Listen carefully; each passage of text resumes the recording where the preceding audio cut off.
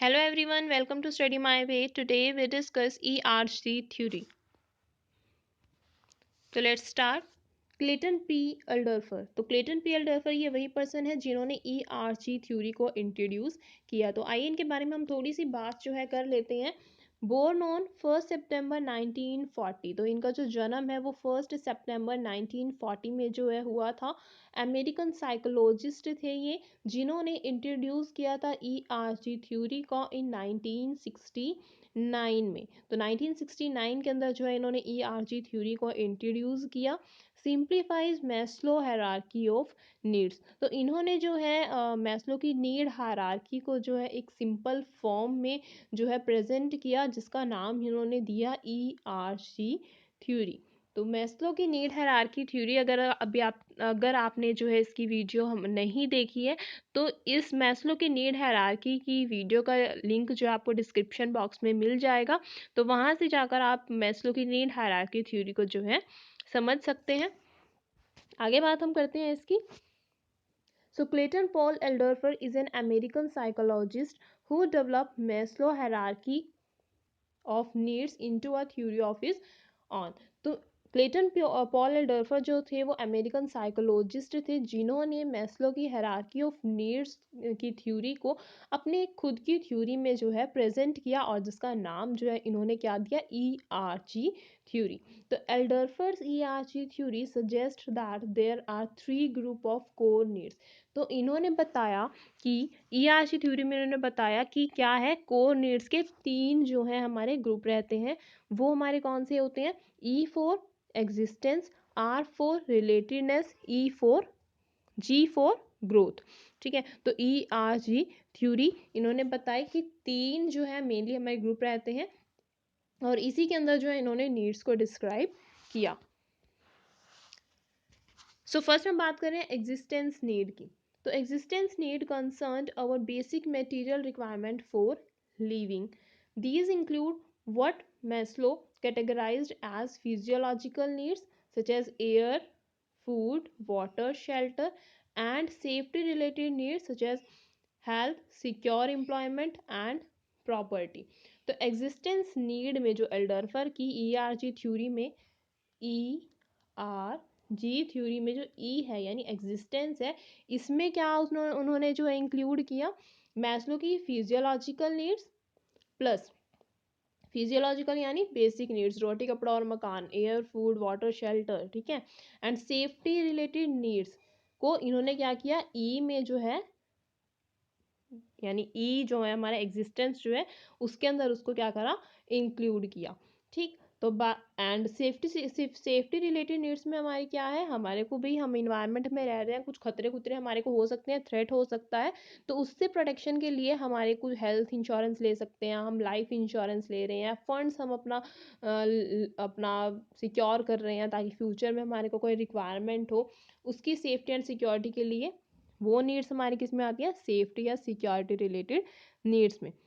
तो एग्जिस्टेंस में यानी ई में क्या आया, physiological and safety related needs को जो है डाला गया।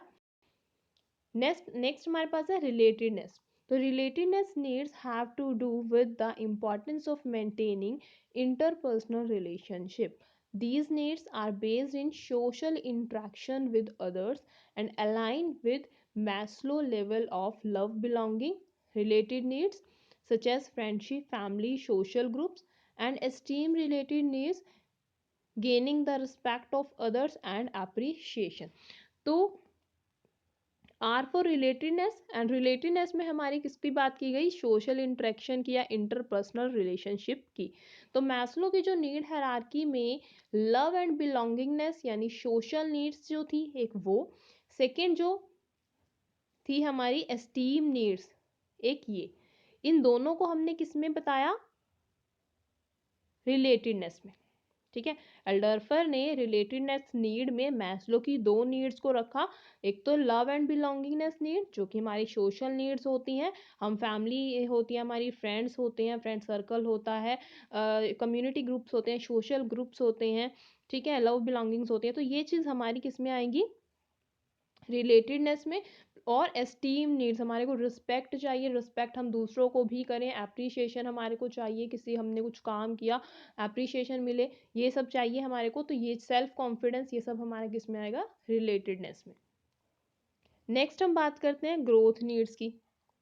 Growth need describe our intrinsic desire for personal development. These needs align with the other portion of Maslow esteem related need. तो अब growth need हमारी किससे जुड़ी हुई है, किससे अलाइन है Maslow की, esteem related need से। ठीक है, हमारा सेल्फ कॉन्फिडेंस हो सकता है, सेल्फ एस्टीम हो सकती है, हमारी अचीवमेंट्स हो सकती हैं। सेकेंडली किससे रिलेटेड है, सेल्फ एक्चुअलाइजेशन से। सेल्फ एक्चुअलाइजेशन की नीड्स और एस्टीम नीड्स हमारी किसमें किससे किसके साथ जुड़ी हुई है, ग्रोथ नीड्स के साथ। सेल्फ एक्चुअलाइजेशन यानी morality, creativity, problem solving, discovery. Simple सी अगर मैं बात करूँ सेल्फ एक्चुअलाइजेशन की, तो अपनी जो सेल्फ की परसेप्शन है उसको एक ट्रांसफॉर्म करने का प्रोसेस, रियलिटी में उसको चेंज करने का जो प्रोसेस है वो हमारे सेल्फ एक्चुअलाइजेशन में आता है। तो एल्डरफर की जो हमारी ग्रोथ नीड्स हैं उसमें उसने मैस्लो की esteem needs plus self actualization needs को जो है रखा। ओके, सो यहाँ पर एक इनका मैस्लो का और ईआरजी थ्योरी का एक थोड़ा सा ब्रीफ व्यू दिया हुआ है, आइए उसको भी हम डिस्कस कर लेते हैं।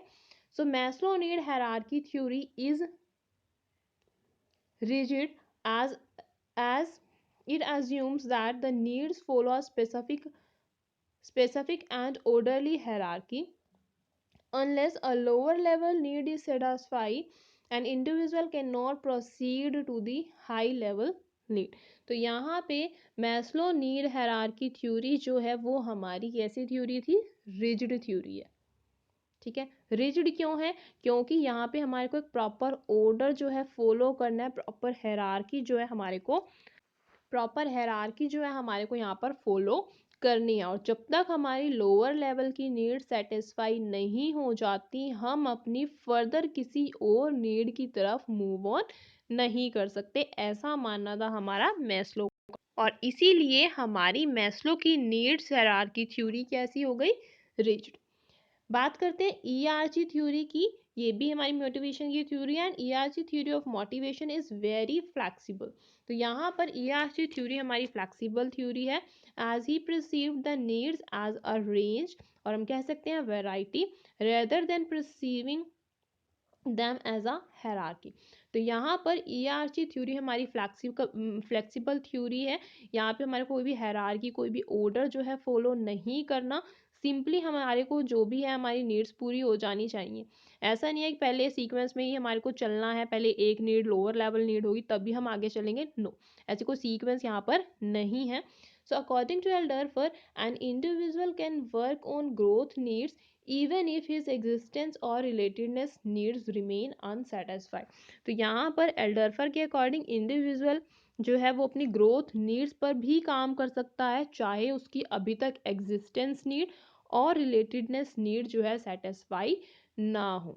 ठीक है, तो यहाँ पे अगर उसकी एग्जिस्टेंस और रिलेटेडनेस नीड जो है सेटिस्फाइड नहीं है, तब भी वो ग्रोथ नीड्स पर अपना काम कर सकता है। तो यहाँ पर ईआरसी थ्योरी हमारी कैसी थी, फ्लेक्सिबल है। एंड मैस्लो थ्योरी हमारी क्या है, रिजिड है। क्यों, क्योंकि उसमें एक हायरार्की फॉलो करनी थी। लेकिन ईआरसी थ्योरी में ऐसी कोई हायरार्की नहीं है, इवन हम एक टाइम पर ना दो नीड्स को भी सेटिस्फाई कर सकते हैं। So here is diagram. तो यहाँ पर हम डायग्राम की हेल्प से भी इसको समझ लेते हैं। देखो, अगर मैं इस पिरामिड की बात करूँ, सिंपल सी इस पिरामिड की, तो ये जो हमारा पिरामिड है वो किसने दिया था, मैस्लो ने। ठीक है, और मैस्लो की थ्योरी हमारी कैसी है, रिजिड। ठीक है, इन्होंने कहा कि ये 5 लेवल है और ये 5 लेवल हमारे को क्या करने हैं, हायरार्की में ही फॉलो करने होंगे। तो सबसे पहले हमारी फिजियोलॉजिकल नीड्स पूरी होगी, और जब तक ये नीड्स पूरी नहीं होगी ना, तब तक मैं सेकंड पे मूव नहीं करूंगी। तो ऐसा किसने कहा, मैस्लो ने। ठीक है, तो यहाँ पर physiological needs, safety needs, social need, ये सोशल नीड्स वही है हमारी लव एंड बिलोंगिंग्स वाली।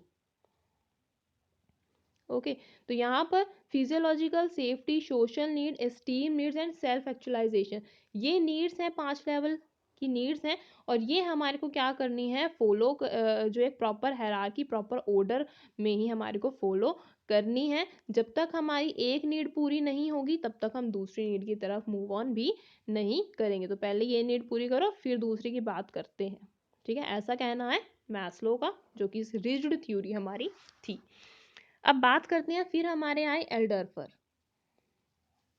ये अपनी थ्योरी लेकर आए ERG, ठीक है। तो यहाँ पर इन्होंने कहा भाई मैस्लो की ये बात तो सही है, नीड्स हैं 5 लेवल नीड्स उन्होंने बता दी, ये तो ठीक है, बट ये कहना कि एक रिजिड यानी एक हमारे को हायरार्की में ही नीड्स को पूरा करना पड़ेगा, जब तक ये नीड पूरी नहीं होगी तब तक मैं इनमें से कोई भी नीड्स को पूरा नहीं कर पाऊंगी या नहीं कर सकती, तो ये चीज़ उसने कहा ये चीज़ गलत है।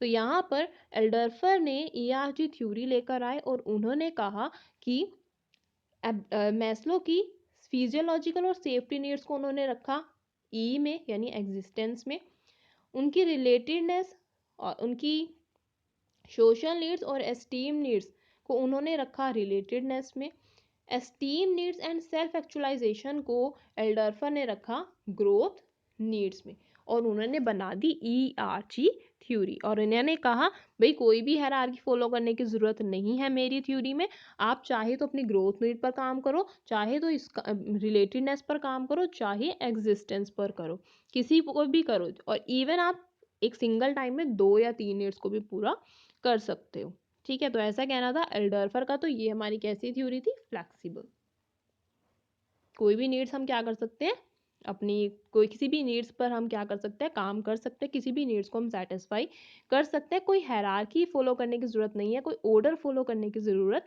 नहीं है, जैसा कि मैस्लो की थ्योरी में था। तो here is one practice question. So Eldorfer ERG theory distills Maslow hierarchy of 5 level down to 3 where R stands for। देखो यहाँ तक की क्वेश्चन की बात करूँ मैं अगर, तो यहाँ पे एल्डरफर ERG थ्योरी जो है वो हमारी क्या है, मैस्लो की थ्योरी का ही हम कह सकते हैं एक वर्जन है, सिंप्लीफाइड वर्जन है, जिन्होंने मैस्लो के 5 लेवल को क्या कर दिया था, 3 लेवल में ही बता दिया। तो बताइए आर किसका, आर का मतलब क्या है, ERG में आर का मतलब क्या है। तो अभी हमने देखा था आर का मतलब क्या है, रिलेटेडनेस, ओके। तो अभी हमने देखा आर का मतलब हमारा क्या है, रिलेटेडनेस, ओके। तो यहाँ पे नेक्स्ट हमारे पास कहा गया and is a rough equivalent of levels dash in Maslow model. अब बताइए आर जो है वो हमारा मैस्लो की थ्योरी में किससे रिलेट करता है, तो आइए हम पीछे ही देख लेते हैं, ओके। तो पीछे देख लेते हैं हम यहाँ पर इसको, ये रहा हमारा आर रिलेटेडनेस, और ये हमारा मैस्लो की थ्योरी में किससे रिलेट करता है, एस्टीम नीड से और सोशल नीड से। सोशल नीड्स हमारी कौन सी है, लव एंड बिलोंगिंग्स की, ठीक है। तो हमारा आंसर क्या हो जाएगा, एक तो relatedness, R for relatedness, and Maslow की थ्योरी में आर हमें किसको डिस्क्राइब करता है, लव एंड बिलोंगिंग और सेल्फ एस्टीम की नीड्स को। तो correct answer is option number 2। तो हमारा करेक्ट आंसर हो जाएगा ऑप्शन नंबर 2। तो होप सो आपको ये क्लियर हो गया होगा। तो thank you so much guys, ये थे